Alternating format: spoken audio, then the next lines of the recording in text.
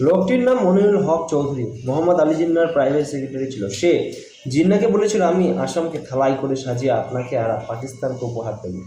সব রকম চেষ্টা করেছিল যেন আসাম পাকিস্তানে যায়। দেশ স্বাধীন হবার পরে প্রথম উচিত ছিল এই লোকটাকে লাত মেরে দেশ থেকে তাড়ানো। উল্টে তার খাতির বেড়ে গেল। প্রাক্তন রাষ্ট্রপতি ফখরুদ্দিন আলী আহমেদের সমর্থনের হাত তার মাথায় ছিল। লোকটা কংগ্রেসের নেতা হয়ে গেল, 5বার এমএলএ হলো, একবার আসামের মন্ত্রী হলো, 1971 এমপি হলো।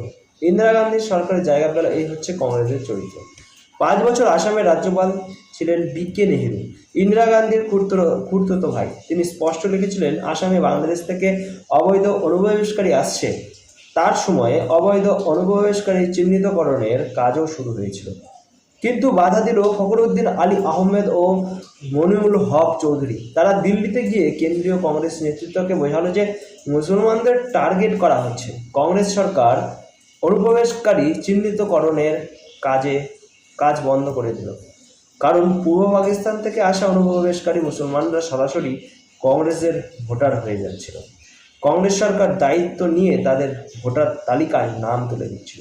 এরকম করে আসামকে মিয়া মুসলমানদের জন্য স্বর্গরাজ্য বানিয়ে দিচ্ছিল। বছরের পর বছর ধরে কংগ্রেস আসামে সেই কাজ করেছে। কংগ্রেসের দয়াতে আসামের মিয়া মুসলমানদের অসমিয়া মুসলমান বাদ দিয়ে সংখ্যা 21% বেশি হয়ে গেছে।